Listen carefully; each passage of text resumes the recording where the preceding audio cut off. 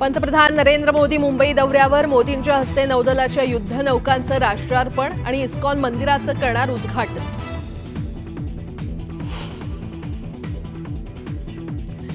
मुंबईत महायुतीच्या आमदारांसोबत पंतप्रधान मोदींचं स्नेहभोजन. तर निवडणुकीच्या पार्श्वभूमीवर आमदारांना देणार कानमंत्र.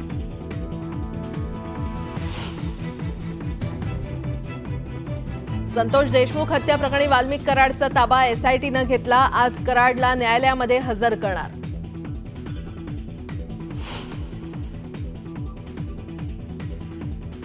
परळीत वाल्मिक कराडचे समर्थक आक्रमक. कराड समर्थकांकडून एकदिवसीय बंदची हाक.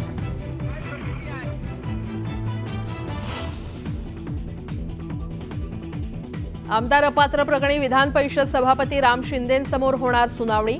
गुरुवारी होणाऱ्या सुनावणीआधी राम शिंदे महाधिवक्त्यांकडून घेणार कायदेशीर सल्ला.